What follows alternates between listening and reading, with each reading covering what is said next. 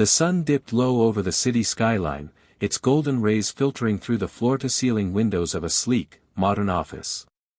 The space exuded power, mahogany desk polished to perfection, shelves lined with awards, and a single framed photo of a smiling little girl. Behind the desk sat Adrian Blackwood, a man who carried success like a second skin. His tailored navy suit hugged his athletic frame, his silver watch gleamed under the light, everything about him screamed control and precision. His phone buzzed, breaking the silence. Without glancing at the screen, he answered, "Adrian Blackwood." "Don't you ever say hello like a normal person," a familiar voice teased. It was Ethan, his oldest friend. Adrian leaned back, rubbing his temple. "I'm in the middle of closing a deal, Ethan. Make it quick. Relax, big guy. I need a favor, just one. Go on a blind date tonight." Adrian's brows knit together. "A what?" His tone was flat, almost amused. "A blind date. She's amazing. You'll like her." Adrian chuckled bitterly, swiveling his chair toward the window. The city stretched endlessly below, but for him, the view felt empty. "You know I don't do this, whatever this is. My plate's full, with the company, and with Sophie." His eyes flicked to the photo on his desk. His 6-year-old daughter was his world, and his top priority. "That's exactly why you need this," Ethan pressed. "One dinner. She's not like those women you hate. Just, trust me." Adrian hesitated, fingers drumming the armrest. A date was the last thing on his schedule, yet a small, unspoken loneliness tugged at him. With a sigh, he said, "Fine. One dinner. Nothing more." "Atta boy." Ethan laughed. Adrian hung up, shaking his head, unaware that tonight would change everything. The cafe was nothing like the upscale restaurants Adrian was accustomed to, no crystal chandeliers, no white-gloved servers, no champagne menus. Instead, the place smelled of fresh coffee and baked bread, warm and inviting with soft indie music humming in the background. Wooden tables were crowded with students and couples, their laughter mingling with the hiss of the espresso machine. Adrian pushed the glass door open, his towering frame and perfectly tailored suit immediately drawing curious glances. He scanned the room, expecting to see a glamorous socialite or a polished executive, someone who belonged in his world. But then his gaze landed on her. She sat by the window, a worn paperback in her hands and a half-empty cup of coffee by her side. No designer dress, no expensive jewelry, just a simple cream sweater, jeans, and a messy bun that somehow framed her delicate features perfectly. She looked ordinary. And yet, Adrian couldn't look away. For a second, he wondered if this was a mistake. Surely Ethan hadn't meant her. But as if sensing his gaze, she looked up, and smiled. It wasn't the practiced, shallow smile he was used to. It was genuine, soft, and completely disarming. Adrian felt something shift inside him, something he couldn't name. He walked over, his polished shoes clicking against the wooden floor. "Hi," he said, voice smooth yet tinged with curiosity. "You must be Adrian?" Her voice was warm, almost shy. He nodded, pulling out the chair across from her. "And you're Lila." Simple. Just Lila. He sat down, still puzzled. This wasn't what he expected. No airs, no pretense, just a girl who looked like she belonged anywhere but his world. And for reasons he couldn't explain, that made her even more intriguing.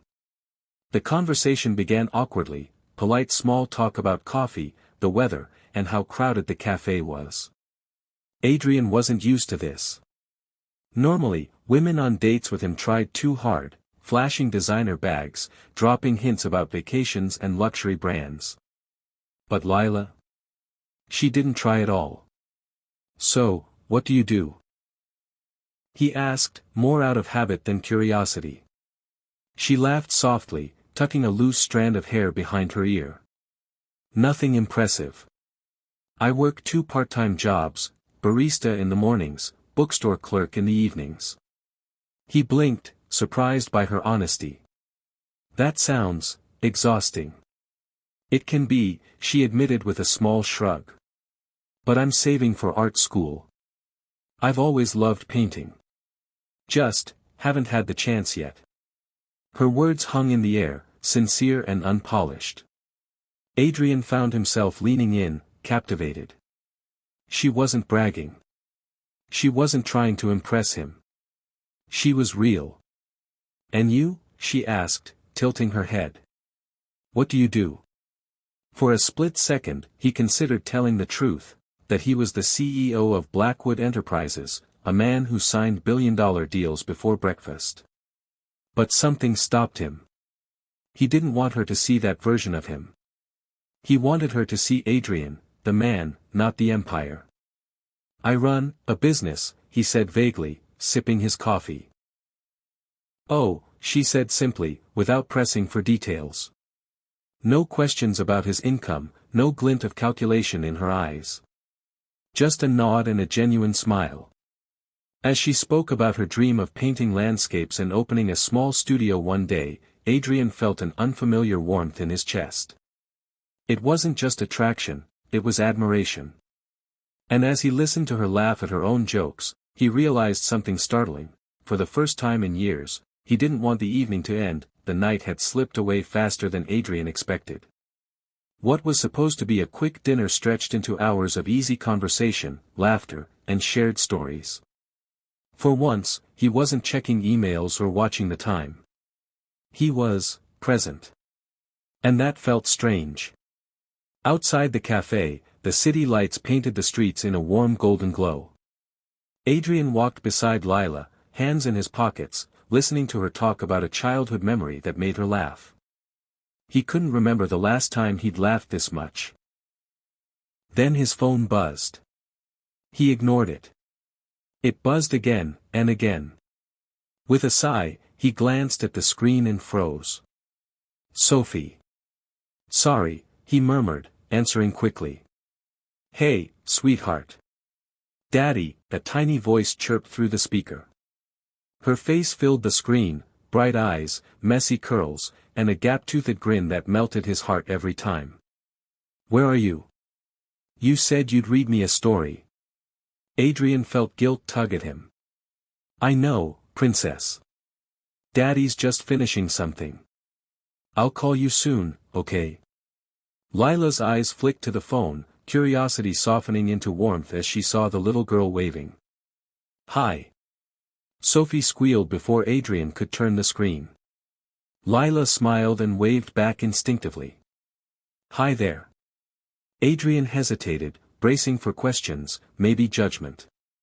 Most women he dated didn't like surprises, especially ones that came in the form of a child. But Lila's reaction wasn't shock or annoyance. It was gentle. She's adorable, Lila said softly once he hung up. You must be a great dad. The words hit him harder than he expected. His throat tightened. Nobody had said that to him before. For a moment, he couldn't speak.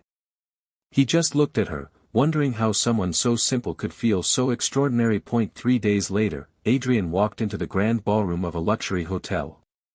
Crystal chandeliers glimmered overhead, and guests in designer gowns sipped champagne as they mingled. Tonight was the Blackwood Foundation's annual charity gala, an event where his name carried weight, his presence commanded attention. He wore the same calm mask he always did at such events, but his mind kept drifting to Lila, the girl with paint-stained fingers and dreams bigger than her paycheck. He hadn't called her since their date. Not because he didn't want to, but because he didn't know how to explain this world. And then he saw her. Across the room, near the silent auction table, Lila stood in a simple black dress, her hair falling in soft waves. She was holding a clipboard, chatting with another volunteer, completely unaware that the man she spent an evening laughing with was the Adrian Blackwood, Billionaire CEO and host of the night. For a moment, he froze. This was it, the truth, unwrapped and glaring. When her eyes finally met his, her smile faltered. Confusion, then hurt, then something colder flickered across her face. She walked toward him slowly, her voice calm but laced with disappointment. "You're the CEO." "Yes," he admitted, his chest tightening. "Lila, I didn't lie. I just didn't want you to see the money first." Her jaw clenched. "You think I care about money?" "No," he said softly, stepping closer.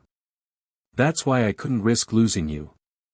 For a moment, silence stretched between them, heavy with unspoken doubts. Then his voice broke through, low and raw.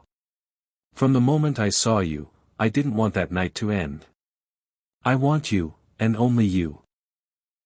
Lila's eyes searched his, looking past the tailored suit, the fame, the wealth, and saw the man who walked her home, the man whose eyes lit up when his daughter called. Slowly, her anger melted. She exhaled, a small, shaky smile tugging at her lips. "You're impossible. And you're unforgettable," he murmured, taking her hand. The gala buzzed on around them, but in that moment, it was just them, choosing love over everything else.